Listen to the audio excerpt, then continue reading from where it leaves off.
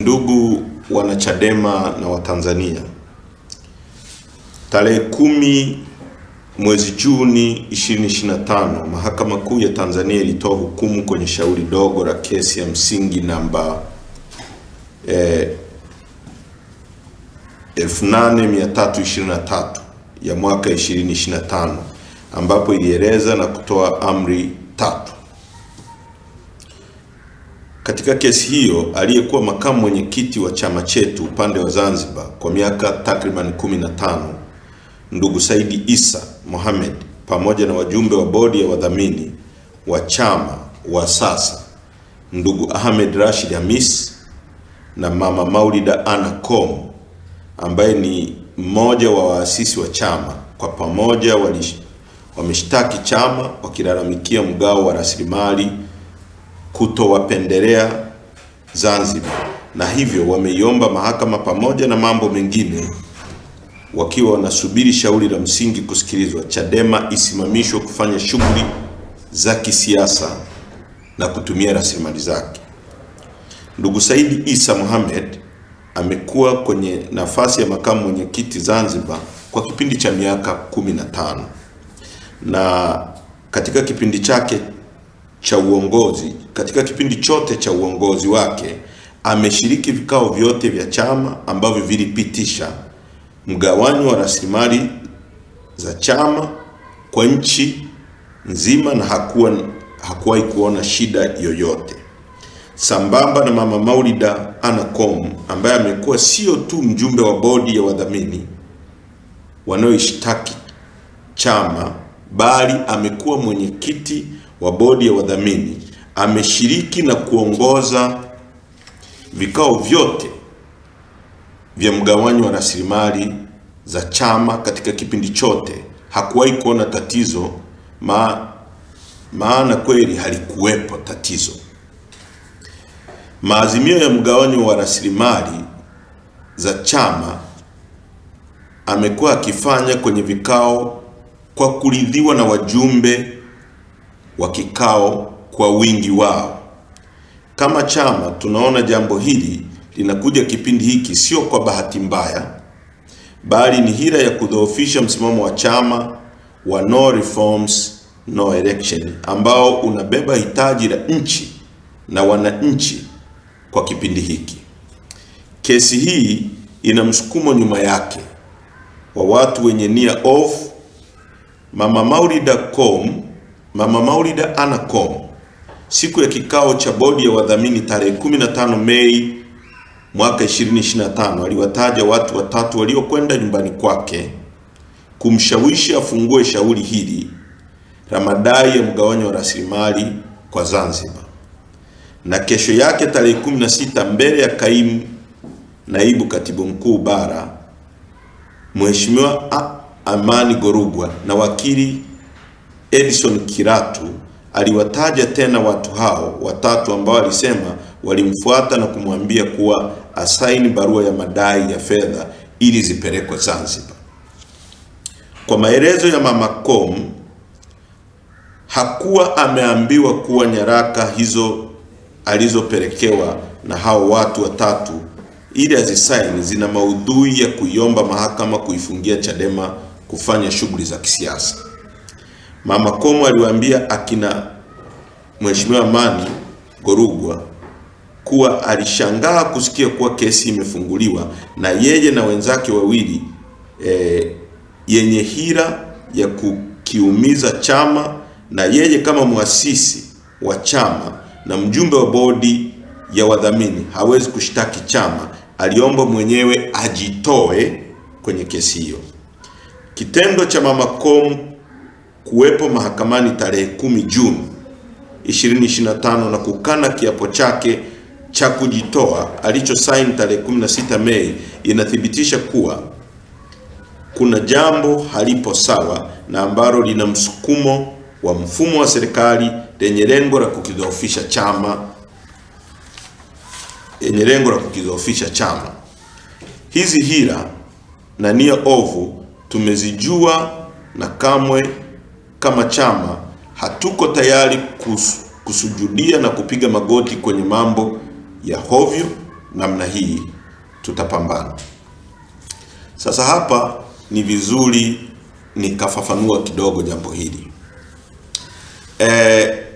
Said Issa Mohamed amekuwa makamu mwenyekiti wa chama chetu kama tulivyoeleza hapa kwa miaka 15. Said Issa Mohamed katika kipindi chote ambacho alikuwa kiongozi na mwenyekiti akiwa Mheshimiwa Freeman Mbowe hakuwahi kulalamika, na bahati nzuri mimi katika kipindi chote hicho nimekuwa naye kwenye kamati kuu. Nimekuwa kwenye kamati kuu kwa zaidi ya takriban miaka 13. Ni katika vipindi vichache tu vya miezi kadhaa ndio sikuwa kwenye kamati kuu. Hakuwahi kuraise hoja yoyote kuhusiana na mgawanyo wa Zanzibar au Zanzibar kudhulumiwa au Zanzibar kuonewa au mapato ya chama kubase bara kuliko Zanzibar. Mama Maulida Komu ni muasisi wa chama kama tulivyosema. Amekuwa mwenyekiti wa bodi, na kwa maana hiyo bodi ndio wenye chama, wao ndio wanaogawa mapato. Mama Maulida Komu ambaye ni mwenyekiti hakuwahi kulalamika wala kutaka mgawanyo mpya wa mali za chama. Licha ya hivyo, hii kesi imekuja baada ya sisi uongozi mpya tuliopatikana tarehe 21 mwezi wa kwanza kuingia madarakani. Watanzania watakumbuka kwamba sisi tuna miezi kadhaa tu ofisini. Tulichaguliwa tarehe 21, kufika mwezi wa 3 wakamkamata mwenyekiti. Ina maana mwenyekiti amekaa kwenye madaraka akiwa nje kwa chini ya miezi miwili tu, na sasa leo unaweza kusema ni takriban miezi 4 na sehemu tuko kwenye uongozi. Tangu tuingie madarakani hatujawahi kununua wembe au hata kijiko ambacho tungestahili kuwagawia Zanzibar, labda ionekane tumewagawia kwa kupendelea bara. Hatujawahi kuangalia mgao upya, labda redistribution, labda mtu angesema kwamba sasa tumeingia uongozi mpya umebadilisha mgao ulivyokuwa unaenda. Kama ni ruzuku hiyo kwa inaenda Zanzibar, inaenda vile vile. Kama ni mgao uliokuwa unaenda Zanzibar, unaenda vile vile alivyokuwa Said Issa Mohamed, alivyokuwa Mama Maulida Komu, na ulivyokuwa uongozi uliokuwa chini ya Mheshimiwa Mbowe. Sana tulichofanya, kuna magari ambayo yalitolewa au gari iliyotolewa kwa ajili ya Zanzibar, na kwa sababu lilikuwa linatumiwa na aliyekuwa naibu katibu mkuu Zanzibar huku bara na akawa analitumia huku, sisi tumeamuru, uongozi mpya umeamuru livuke liende Zanzibar, litumike likiwa Zanzibar, kwa sababu naibu katibu mkuu aliyekuwa huku, aliyekuwa wa Zanzibar, ni kama alikuwa anakaa bara. Kwa hiyo akawa anatumia ili gari likiwa huku bara muda wote ambalo lilipaswa kwa Zanzibar. Sana tulichofanya sisi, tumeamuru hilo gari livuke, ambayo ni Ford mpya, iende Zanzibar, itumike ikiwa kule Zanzibar. Kwa hiyo hatujawahi kufanya mgawanyo mwingine wowote wa mali, labda kutazama au kufanya nini kama nilivyoeleza. Sasa inakuwaje watu ambao walikuwa kwenye madaraka, watu ambao ndio walikuwa wamegao, ndio waliofanya huu mgao, watu ambao ndio wamekuwa wanasimamia chama kikiwa hivi, leo baada ya kutolewa madarakani kwa njia ya kura waone kwamba huo mgawanyo sio sawa? Ndio maana tunasema hizi ni hila za serikali kwa kutumia hawa watu kujaribu kuzuia operation ya no reforms no election. Na hizi hila hazisimami peke yake. Mojawapo ni kumkamata mwenyekiti, nyingine ilikuwa ni kuzuia ruzuku. Mtakumbuka kuna kesi iko hapo inaitwa kesi ya Mchome iliyopelekwa kwa msajili wa vyama vya siasa. Hii yote ni kujaribu kudestabilize chama kishindwe kufanya shughuli zake, hasa shughuli za kusukuma hitaji la Watanzania ambalo kwa sasa ni no reforms no election kama tulivyoeleza. Na nieleze kwa kina zaidi, watu wengi wamekuwa wakisema kwa nini Watanzania hawajitokezi kusimamia mapambano, kuwa tayari kupambana. Lakini Watanzania walikuwa hawako tayari, kwa sababu kama watu wenyewe wanasiasa ndio hao wanasema hawako tayari kupoteza ubunge au diwani au vyeo kwa ajili ya Watanzania. Watanzania hao watakuwaje tayari kupoteza maisha yao kupambana. Watanzania wako tayari kuunga mkono watu wanaopambania maslahi yao, ndoto zao. Sio ndoto za wanasiasa kupata ubunge, sio ndoto za wanasiasa kuwa marais, sio ndoto za wanasiasa kuwa madiwani. Watanzania wanaiunga mkono Chadema kwa sababu wanajua iko tayari kwa ajili ya mapambano ya kubadilisha maisha yao. Na hapo ndipo Watanzania sasa tunawaita wasimame na chama chetu ambacho kiko tayari kwa wanasiasa wao kuforgo ubunge, kuacha udiwani, kuacha urais kwa ajili ya kuunganisha nguvu na tubadilishe nchi hii. Kwa hilo ni la kwanza. Na mtaingia hoja ya pili. Hivyo katika shauri lililosikilizwa tarehe 10 mwezi Juni, amri zilizotolewa na mahakama chini ya Jaji Hamidu Mwanga ni pamoja na hapa nataka Watanzania wawe makini sana. Kuzuia katibu mkuu wa chama na bodi ya wadhamini kutofanya shughuli za kisiasa hadi uamuzi wa mahakama utakapotolewa kwenye shauri hili. Kuzuia katibu mkuu, order namba 1 iko very specific. Kuzuia katibu mkuu na bodi ya wadhamini kufanya shughuli za chama.